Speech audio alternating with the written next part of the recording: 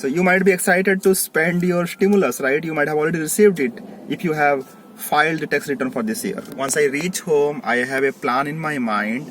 I'm going to execute that. I'll spend my stimulus in a certain ways that I have decided. Okay guys, I am back home and let's now try to talk through the process. This is my plan guys on spending the $1,400 this season. Okay, I have categorized my plan into 3 parts. So let's start with the first plan that I have. Okay, the first plan is I'm going to spend my $500 on entertainment and hobby. Actually, I have thought about buying a camera. Yes, it is entertainment for me because that's how I spend my leisure, creating something new all the time, sharing my experiences which can help someone in many different ways. I have one Sony camera which is behind me. I have one MI phone right here and my Mac webcam where I am right now recording the video. Okay. So till now I am using all these 3 tools to record my videos. I wanted to create videos for my educational website interviewvideos.com and also YouTube. Okay, I wanted to start, but at the same time I didn't want to put money on these gadgets. Okay, I think it's time to upgrade a little bit. So what camera should I buy? I'm still thinking. I'm still unable to decide between the 2 brands, GoPro and DJI Pocket 2. Okay, mainly I want one of these camera because they are lightweight, they are good for outdoor activity. Optionally, I am also looking for a camera which can be used as a webcam. Okay, I have watched a lot of YouTube reviews, also a lot of videos on GoPro and DJI Pocket 2, but I am still unable to decide. So please help me out. What should I do? Which one should I choose? Yeah, you can comment and let me know what is your opinion. Okay, but yeah, I have decided to go with one of these 2. Keep aside this $500 for this entertainment and hobby category. So second one is stock investment for $500. So actually I'm going to do a very minimalistic or a micro investment, you can say. $500 investment is nothing, I know, but this is going to be my first ever investment in USA after coming from India. So you might be already familiar with the Robinhood app, which is you can say very popular or very unpopular also, but I don't know, I like it. Okay, it's a very simple app. I tried and I think this is really simple. Okay, I think the user experience for Robinhood app is really good and I really like it. So I got to know about this app. I installed this app and I saw that I can even put $1 and I can buy any stock. So fractional stock I can buy. This fractional share investment is quite a nice feature.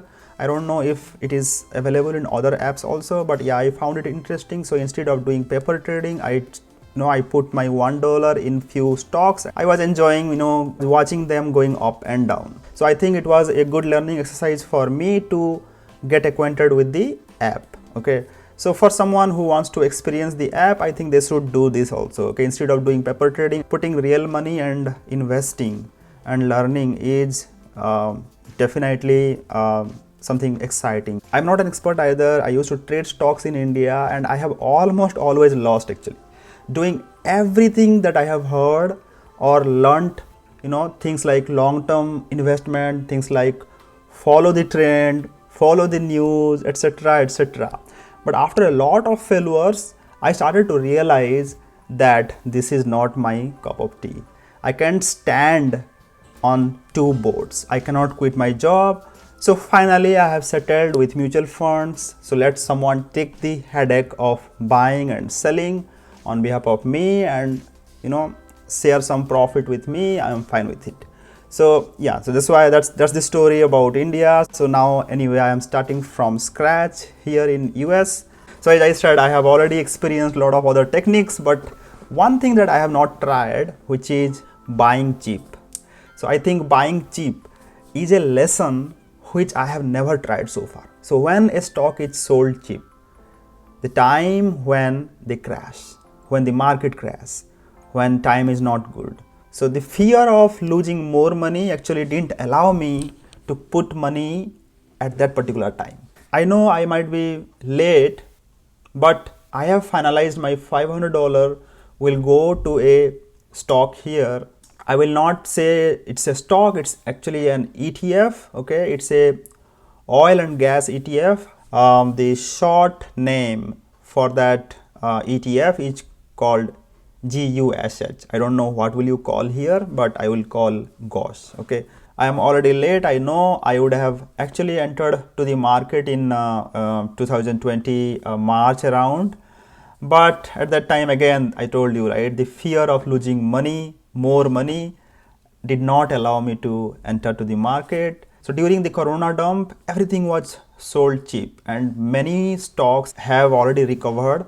The most profitable stocks are tech stocks, I know, and many other. I was thinking like the retail stocks will not recover so fast, but the retail stocks also, I think they might have already recovered a lot. Okay, but I think the oil and gas sector has not yet recovered, so that's the reason, that's the only reason I am choosing this ETF.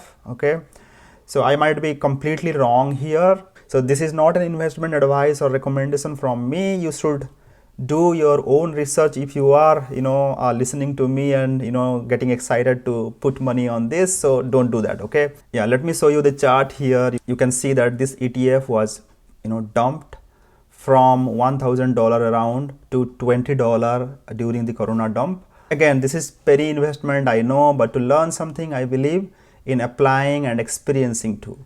So it's okay, this is just a start. We'll do dollar cost averaging or apply Ken Slim method, which I learned from a book that I will be talking about later. Fine, I am done with this second category where I have put $500. You can see that here I have purchased 7 units of GOSH. Moving on, let's go to the third category. Okay, so in the third category I have put education and certifications. So let me think, what am I going to do in another $400 with me? After getting a job, actually I lost the charm of doing higher studies, leaving my job for money. Because after all, if the end product is money, acquiring just another degree and spending some more money, spending some more time didn't make sense to me. So if I can earn that much or more being an expert in my field or mastering my skills where I am good at, why should I go to school? That's what I was always thinking. I am truly a believer of self-education than the traditional school-based education for higher studies. Okay, if I would like to do some higher studies in future, maybe, then I would do in a subject which is my passion, like physics or something that I am curious to know, maybe after I retire, but not for money now at least. So if the higher education is unable to give you any financial benefit or support, then there is no point of acquiring that certificate and wasting time. This is what I was always thinking. Okay, and I always tried to polish my skills, master my skills, whatever skill I have. I just try to gain more and more knowledge in that domain and try to utilize instead of going for higher studies. Anyway, that's the thought that I was always haunted by. I have decided to spend around $200 in a certification. So yeah, a skill that I want to put in my resume which can help me adding some more weights to it. Of course, without going to a school. Okay, I will just do it online. So again, I have two options here. I have not yet decided which one to pick.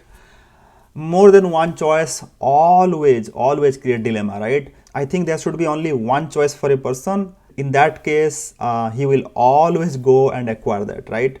I wish I would have only one choice. I would not be in this state again. Okay, but anyway, I have planned $200 for this certification and I will let you know once I acquire it. Now I'm thinking of putting $100 for renewing and buying some domains. Okay, as a software engineer, I love building beautiful products even though they fail, and writing millions of lines of code in my free time. I have published many Android apps and also I own some of the domains, so for which I have to spend some money in renewal of domains and also hosting. I have been spending around $25 on average on hosting and domain renewal and domain buying since 2007. I think this passion that I have not only educate me, brushing my skills and generate new ideas in my mind, but also it keep me occupied doing more and contribute to the society in certain ways. I think it's an investment for my personal education. I always take it as a learning because at least it helps me upgrading my skills for current or any future job opportunities. I will be sharing some of the new ideas in my channel. Stay tuned. Yeah, what am I going to do next? I'm going to buy a book, okay? And the book name is How to Make Money in Stocks. How to Make Money in Stocks by William J. O'Neill. This is the #1 bestseller in its own category, okay, in Amazon. So this will cost me around $18. So this book is the only book in stock investing which I admire a lot. By following some of the principles like Ken Slim, I made some profits too, okay, in India. I bought this book around 2009 to 2010.